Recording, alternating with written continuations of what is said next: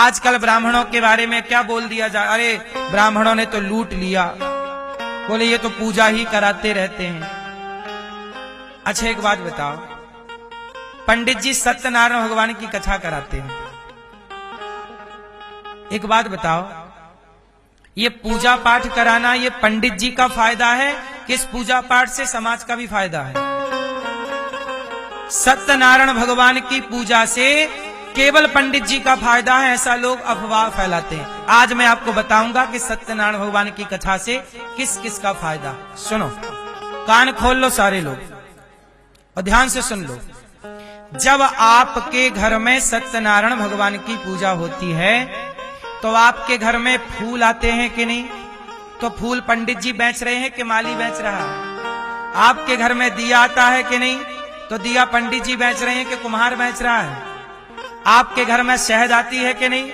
तो शहद बनाने वाला, शहद का व्यापारी, शहद बेचने वाला, सुपारी का किसान।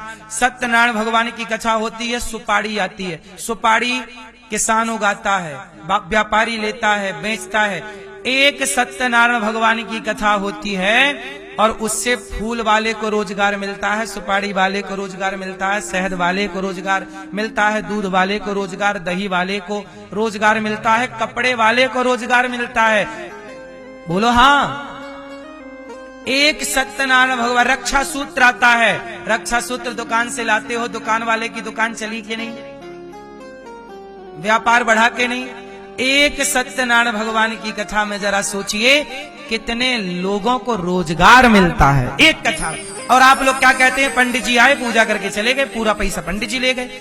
आपने कथा में एक माटी का कलश खरीदा था सत्यनारायण भगवान का, और दिया खरीदा था, वो दिया और कलश से कुम्हार की दुकान चली कि नहीं?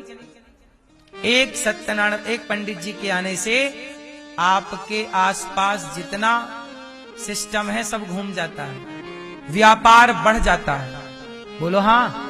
इसी से ये सिस्टम चलता, अर्थव्यवस्था चलती है। इससे क्या चलती है ये?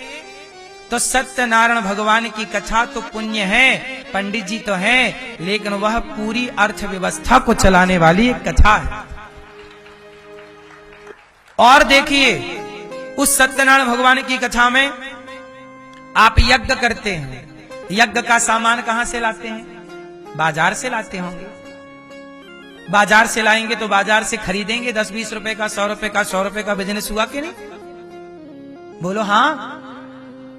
लकड़ी खरीद के लाएंगे तो जो लकड़ी समेट रहे हैं गरीब लोग, वो लकड़ी बेच रहे हैं तो उनकी लकड़ी बिक गई। अब पूजा पाठ बंद हो जाए तो आम की लकड़ी कौन खरीदेगा? आज आम की लकड़ी का भी बड़ा व्यापार है, भारत में बड़ा मार्केट है। बोलो हाँ। क्या ये अर्थव्यवस्था नहीं चल रही इससे? इसलिए हर चीज को नेगेटिव ना सोचा करो मेरी माँ। ये परंपराएं हैं हमारी सनातन की। जब बेटी का विवाह होता है तो सबका सहयोग लगता है। जो पांव में माहौर लगाने वाली होती हैं वो अलग होती हैं, बाल बनाने वाले अलग होते हैं, आपके घर में पानी भरने वाले अलग। पूरे जब बेटी का विवाह होता था तो चारों वर्णों की जरूरत, ब्राह्मण का भी प्रयोग है बेटी के ब्याह में, क्षत्रिय का भी प्रयोग है, वैश्य का भी, वैश्य मतलब अर्थव्यवस्था का प्रयोग, और शूद्र के सहयोग के बिना बताओ किसी बेटी का विवाह हो जाए तो बता दो सारे नेग कहां लगते हैं? न्यौछावर कौन लेता है? नाई लेता है, बर्मन लेता है, फिर ये कौन लोग? एक जगह से सारी समाज जुड़ी है। बोलो हाँ। एक बेटी का विवाह होता है, कलश भी आता है तो कुम्हार की दुकान चलती है, छुरी भी आती है तो लोहार की दुकान चलती है। बोलो हाँ। तो ये पंडित जी तो सबको नजर आ रहे कि पंडित जी दक्षिणा लेके चले गए, लेकिन वहां पे कितने लोगों का रोजगार बना और कितना व्यापार बढ़ा, कितनी जगह पैसा घूमा, ये आपकी नजर बुद्धि से परे है चीजें। सिस्टम इसी से चलता है, अर्थव्यवस्था है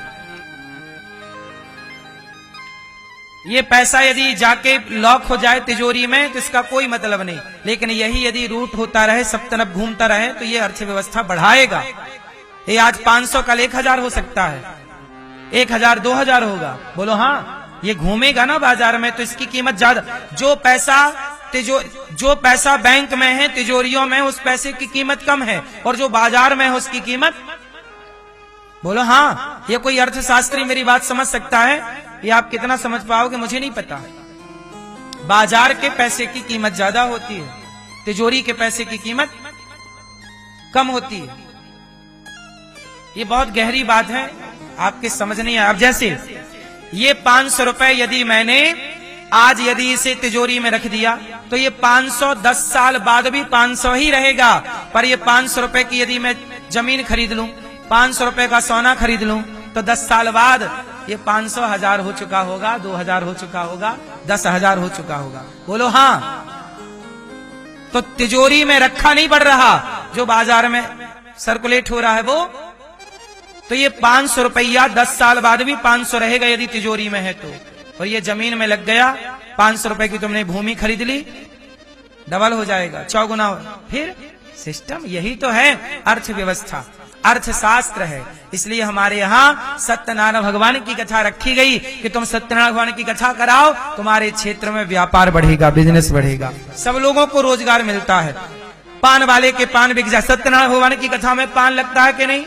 पान के खेती कौन करता है? किसान करता है। किसान को रोजगार मिला कि नहीं? बोलो हाँ। फूल वाले को रोजगार मिला कि नहीं? फिर ये छोटी छोटी अर्थव्यवस्थाएं, एक यज्ञ होता है, उस यज्ञ से सबको काम मिल जाता है। लेकिन आपको दिखता कैसे? अरे पंडित जी ले गए, पंडित जी ले गए। पंडित जी भी सत्यनारायण भगवान की कथा में कितना ले गए?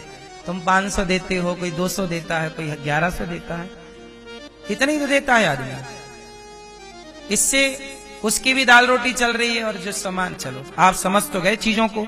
हम आपसे ये कहते हैं कि सनातन को नेगेटिविटी से, नकारात्मकता से ना देखो, पॉजिटिविटी से देखो कि हर चीज के पीछे एक विज्ञान है, एक अर्थव्यवस्था है, सब कुछ सिस्टम है।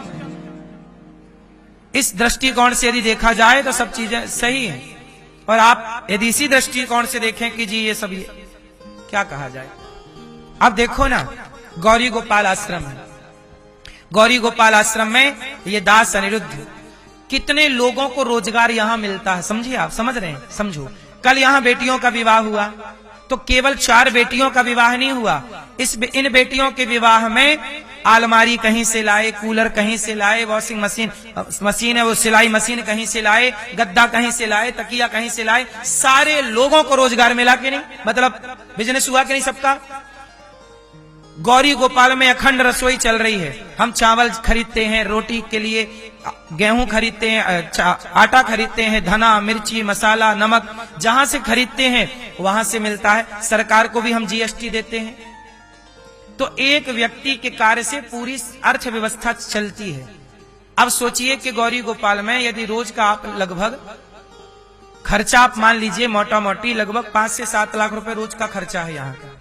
अब इस 5 से 7 लाख में कितने का जो सामान खरीद के आता है उसमें सरकार का भी फायदा होता है, जीएसटी जाती है सरकार को टैक्स जाता है।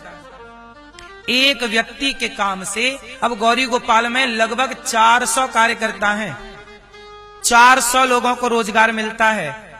इसमें कोई 10,000 रुपए महीना लेता है, कोई 15,000, कोई 20,000, कोई 25,000, कोई 30,000, कोई 50,000 और कोई 1 लाख रुपए महीना वाला भी कार्यकर्ता हमारे पास है।